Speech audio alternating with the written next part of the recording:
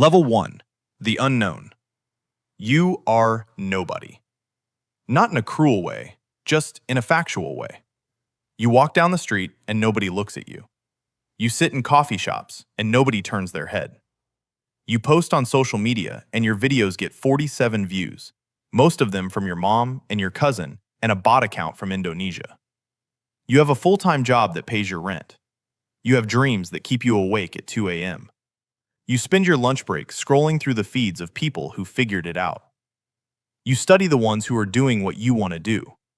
They started where you started and somehow ended up somewhere else. You don't hate them. You study them. You reverse engineer their captions, their thumbnails, their hooks, their posting schedules. You convince yourself that if you could just crack the formula, you could do it too. You are 26 years old and you have been trying for 3 years. You have 840 followers on Instagram. You have 200 subscribers on YouTube. You have a TikTok account that goes nowhere. You have a Twitter account you abandoned after the third viral tweet ratio destroyed your week. Every night you post something. Every morning you check the numbers. Every morning the numbers break your heart a little. You tell your friends you're building something. They nod politely and change the subject. Your parents ask when you're going to focus on your real career. You don't have a good answer. You have a vision. A vision isn't a plan. A vision isn't a paycheck. A vision is just a story you tell yourself at night when the algorithm has punished you again. But you keep showing up. You keep posting. You keep refining your craft in a vacuum that doesn't care whether you exist. This is the foundation. Everyone who is famous was once anonymous. Everyone who has millions of followers once had 11. Nobody starts anywhere but here. The question is whether you have enough delusion, discipline, and luck to ever leave this level. Most people don't. Most people stay in level 1 for their entire lives. They post a few hundred times. They give up. They tell themselves it wasn't meant to be. They go get a real job. They become an audience member in someone else's story. That is the honest truth about fame. It begins with 100,000 people wanting it, and ends with a few hundred achieving even the lowest rungs of it. You are one of those 100,000. You don't know yet which category you will end up in. Level 2. The micro creator. Something changed. A video hit. Not a big hit. A small hit. 40,000 views on a platform where you used to get 400. Your follower count jumped from 840 to 6,200 in a week. You refreshed the app every 30 seconds for 3 straight days. You couldn't sleep. Your brain was flooded with dopamine that your body didn't know how to process. You are now a micro creator. You have enough of an audience to matter to certain brands. You have fewer than 10,000 followers, but more than 1,000. You exist in the strangest zone of the internet. People recognize you in specific corners, in specific subcultures, in specific algorithmic bubbles. A stranger at a coffee shop sees your face and pauses. They don't say anything. They just look a second longer than normal. You can feel it. You pretend you can't. You start getting emails. Not many. A few. A tea company wants to send you free tea in exchange for a post. A fitness app wants you to promote their free trial. A shady dropshipping brand offers you $50 for a video. You say yes to most of them because $50 is $50, and you are still working your day job, and the tea is free. You learn about contracts. You learn about deliverables. You learn that brand emails will ghost you the moment you push back on any term. You learn that most of the offers are exploitative, and some of them are scams. Your day job is suffering. You are answering DMs during meetings. You are editing videos on your lunch break. You are filming content in your car before driving home. Your manager notices. Your coworkers notice. You don't care. You are chasing something they don't understand. You are chasing the feeling of that one video going viral. You want it again. You need it again. You tell yourself that one more viral hit and you can quit. One more. Just one. You replay the viral video in your head at night. You try to identify what worked. Was it the hook? Was it the thumbnail? Was it the time of day you posted? You cannot isolate the variable. The algorithm is a black box, and you are pounding on the outside of it. Level 3. The full-timer. You did it. You quit your job. You saved up 6 months of expenses. You sat your parents down and explained that this is what you were doing now. Your mother cried. Your father asked practical questions about health insurance. You answered most of them poorly. You told them you would figure it out. You told them you had to try. You are a full-time content creator now. This means you wake up and you have no boss. You also have no coworkers, no HR department, no paid time off, no 401k, no structure, no safety net. You are the CEO of a company with one employee who happens to also be the product being sold. Your schedule is chaos. You try to batch film. You try to plan your week. Life intervenes. A trend pops on a Tuesday and you need to jump on it that day or it's dead by Wednesday. You scrap your plans. You chase the moment. This is the job now, chasing moments. Your followers grow. You pass 50,000. You pass 100,000. You are in the low six figures of followers and it means something, but not as much as you thought it would. The money is better than your old job, but not by as much as people assume. You grossed $90,000 last year. You paid $30,000 in taxes because you were self-employed and you didn't plan for quarterly estimates. You paid $8,000 for an editor because you couldn't keep up alone. You paid for gear, for software, for travel, for the coffee shop Wi-Fi bills that add up when you don't have an office. What's left feels smaller than it should. The loneliness is the part nobody warned you about. You spend your days talking to a camera. You spend your evenings editing footage of yourself. You consume your own face more than any person should. You start to not recognize it. You start to see yourself as a product, as a thumbnail, as a subject being optimized. Your friends from your old life have drifted. They don't understand what you do. They make jokes about it at parties. You laugh along. You start finding new friends, other creators, people who get it, people who speak the language. You meet them at conferences. You add them on Discord servers where creators trade tips about tax write-offs and agency horror stories. You start a group chat with 4 other people at your level. You text them about burnout at midnight. They text back within minutes because they are also awake. None of you are sleeping well. None of you admit it to your audiences.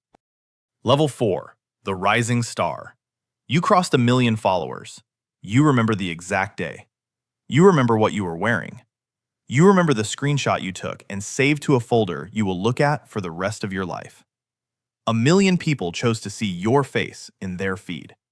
1 million strangers made a small but conscious decision that you were worth their attention. You try to process what that means. You can't.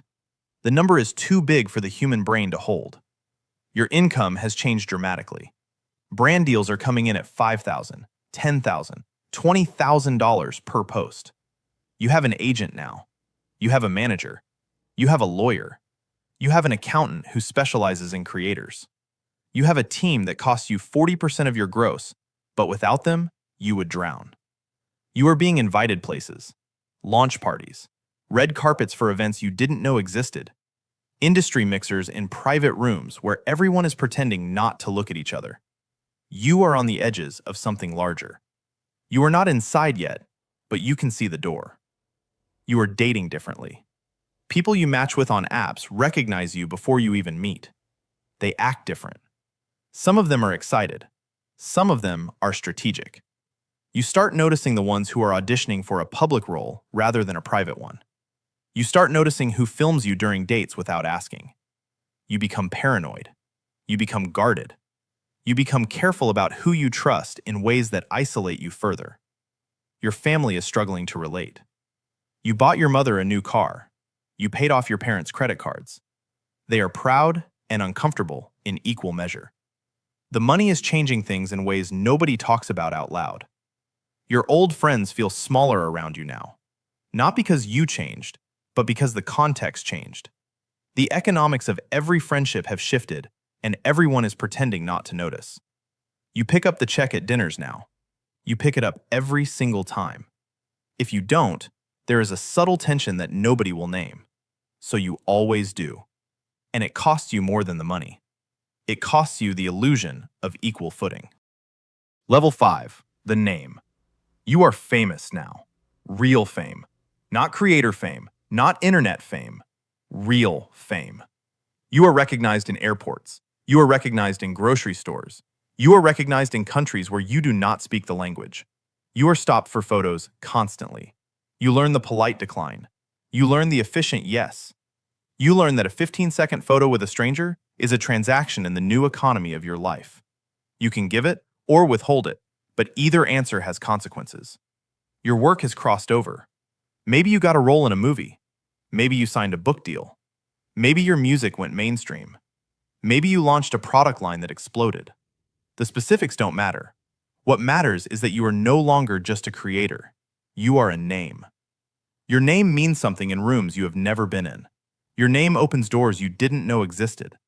Your name closes doors too, because some people assume things about you before you speak. You hired security for the first time this year. Nothing dramatic happened. You just got a few messages that felt different from the usual noise. Your team insisted. You resisted. You gave in. Now there is a man in a dark polo standing near you at every public event. You don't know his family.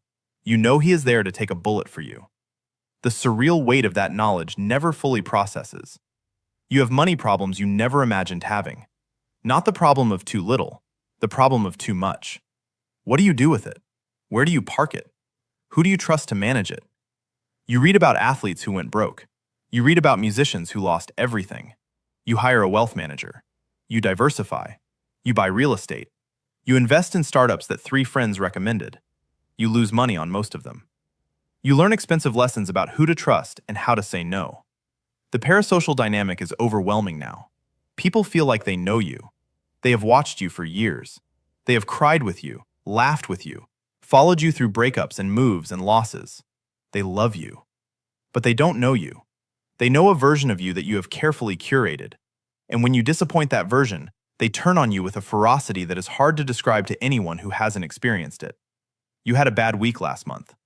You said something on a podcast that got clipped out of context. 30 million people saw the clip. Fewer than 1 million watched the full episode.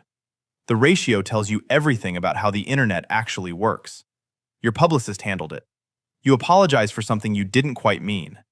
You moved on before your followers did. Level 6. The brand. You are a brand now. Not in a metaphorical sense, in a legal sense. You have trademarks. You have an LLC. You have multiple LLCs stacked on top of each other for tax reasons. Your accountant explained those reasons 3 times before you gave up trying to understand. You have a logo. You have a merch line. You have a team of 14 people whose livelihoods depend on your continued relevance. Your face is on products. Your name is on billboards. Your voice is in commercials you had to read the script for 7 times because the director wanted a specific cadence. You are a one-person multimedia company. You wake up and you have meetings. Real meetings. With grown adults in suits who are discussing quarterly projections and market positioning and whether your demographic is pivoting toward a new platform. You nod along. You offer opinions when asked.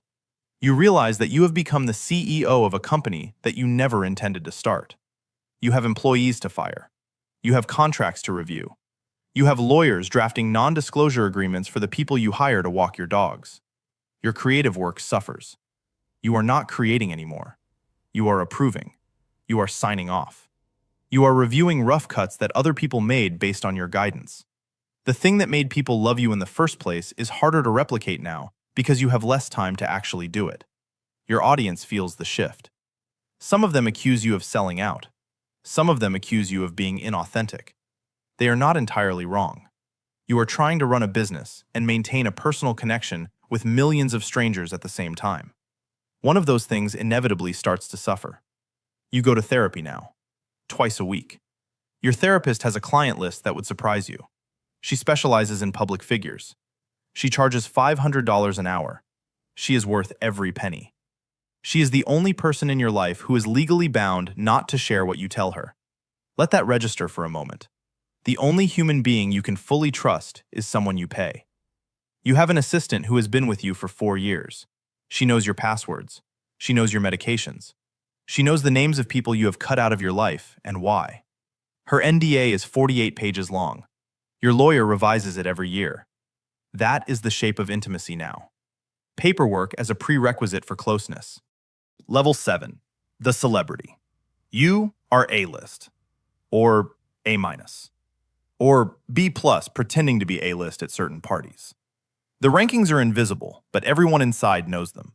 You are photographed leaving restaurants. You are photographed carrying groceries. You are photographed in workout clothes on a beach you thought was private. The photographs end up on websites and in magazines. Strangers analyze your body, your outfit, your facial expression, the company you were keeping. Headlines are written about you based on a 12-second video clip taken from 80 yards away. You stop reading the headlines. You stop reading the comments. You stop reading anything about yourself because the only sustainable move is to not know. You have a publicist. She costs more than most people make in a year. She controls what information reaches the public. She decides which interviews you do. She decides which invitations you accept. She has crisis management protocols for scenarios you didn't know you could be involved in. She has relationships with editors at every major outlet. She can kill a story. She can plant a story. She does both on a regular basis, and you choose not to ask for details. Your dating life is almost impossible. Every person you go out with is a potential leak. Every dinner is a potential headline. You date other famous people because the math works out. They have as much to lose as you do. They understand the terms. The chemistry is complicated by the fact that every relationship becomes a brand merger. Public perception matters. The internet weighs in. Your fans pick sides before you even post a photo together. Your family dynamics have fractured in places. Your siblings ask for things. Your cousins ask for things. Distant relatives you haven't seen since childhood surface with business proposals and medical bills and urgent needs. You have a system now. Every ask goes through a specific email. Your assistant reviews it. Most requests get declined politely.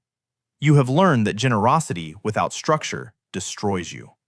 The ones who get angry about being declined were never really family. You still send birthday cards. You still remember names. But you stopped confusing kindness with access years ago. You learn that the two things are not the same. You can be generous from a distance. You have to be, or the generosity will devour you from the inside. Level 8. The Institution. You have been famous for 15 years. You are no longer the new hot thing. You are something more durable. You are a name that appears in textbooks about your industry. You are referenced by younger people who cite you as an influence on their own careers. You have shaped a generation of work that came after yours. Your early content is taught in classes. Your catchphrases have entered the language. You have received awards that you used to watch being given out on television when you were a kid. You sit on boards. You have honorary degrees from 3 universities. You give commencement speeches. You have a foundation that gives away 7 figures a year to causes you care about. You are establishment now. Some of your fans from the beginning resent this. They preferred you when you were scrappy, when you were dangerous, when you were making enemies and breaking rules. You still make the work, but the work has different stakes now. Every project is compared to your earlier work. Every release is evaluated against your own legend. The hardest competitor you face is a younger version of yourself that the public has frozen in amber. Your money is generational, not just yours anymore. Your children will never have to work. Your grandchildren will never have to work, unless they choose to. That knowledge changes how you parent. You try to raise kids who don't become monsters. You try to instill work ethic in humans who will never face real consequences. It doesn't always go well. Some of your peers' children have become tabloid figures. You study their mistakes. You try to do better. You aren't sure if you're succeeding. Your health is a factor now. You have a team of doctors. You have supplements that cost more than most families spend on groceries. You have a trainer, a nutritionist, a sleep coach, a physical therapist, a breathwork specialist. You are engineering your own longevity with resources that ordinary people cannot imagine. You feel guilty about it sometimes.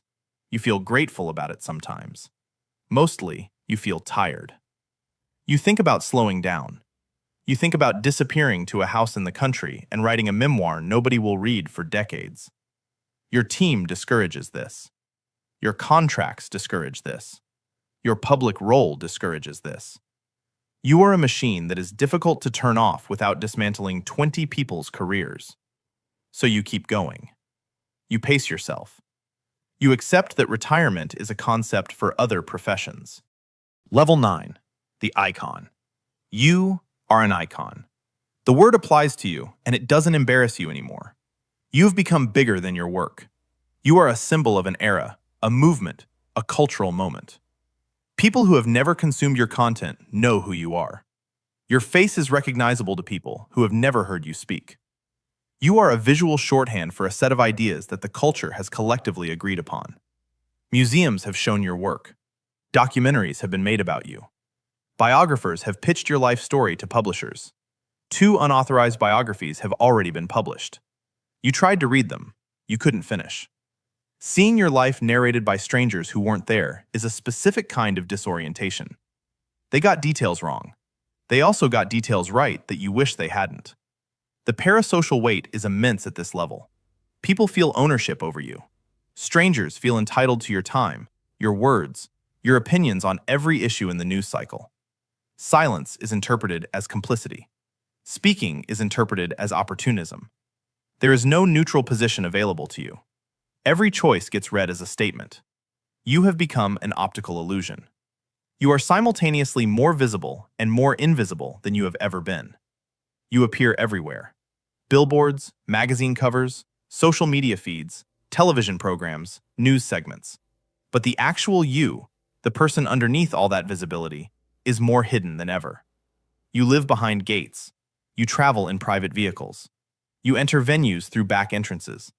You haven't walked into a public space as an ordinary person in 20 years. You can't remember what that feels like. You can't remember what anonymity tasted like.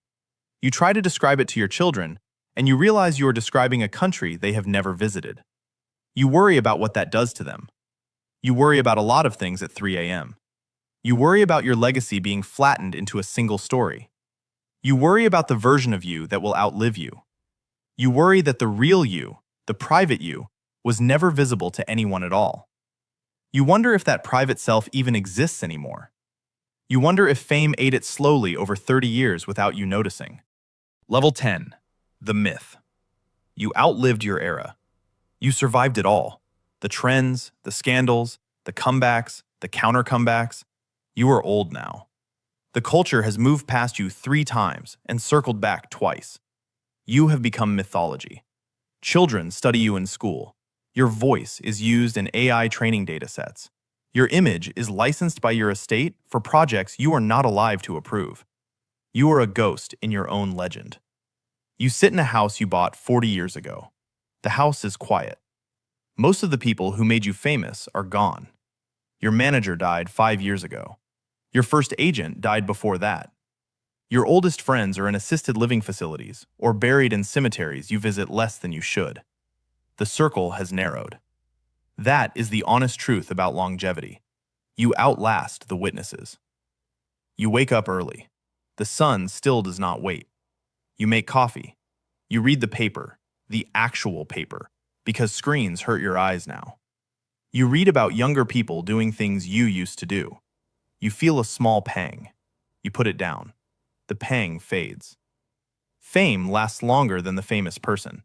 That is the deal you signed without reading. Your name will exist in archives after you are gone. Your face will be reposted by strangers forever. Your words will be quoted, misquoted, stripped from context, turned into memes, turned into merchandise, turned into prompts for technologies you cannot imagine. Somewhere, someone is writing their dissertation on your influence. Somewhere, someone is forging your signature on a photograph they will sell online. Somewhere, a young person is watching your old clips and trying to reverse engineer the formula. You know what they will find. Nothing. There was no formula. There was luck, timing, obsession, and enough pain to fuel a decade of refusing to stop. Your children visit on weekends. Your grandchildren tolerate the visits. They love you, but they are embarrassed by you in the specific way that only grandchildren of famous people are embarrassed. You try not to take it personally. You lose track of days sometimes. You misplace names. You remember 1987 with perfect clarity and forget what you had for breakfast. Your doctor says this is normal. You are not sure what normal means anymore. You think about the beginning. The version of you who had 840 followers. The version who checked the app every 30 seconds. The version who had a vision without a plan.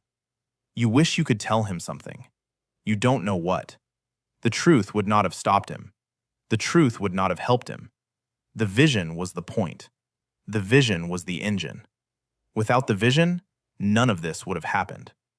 The vision also cost him everything he didn't know he had. He gave up quiet mornings. He gave up small friendships. He gave up the right to walk into a room without being evaluated. You close your eyes. Somewhere, in a small apartment in a city you have never visited, a 19-year-old is filming themselves on a cracked phone. They are nervous. They are hopeful. They have 47 followers and a dream, and no idea what they are about to sign up for. They will not become you. Almost nobody becomes you. But they will try. They will try for years. They will pour themselves into an algorithm that does not care whether they live or die. And one of them, out of millions, will cross into the place you once lived. And they will learn, as you learned, that the thing they were chasing was never what they thought it was. The cycle continues.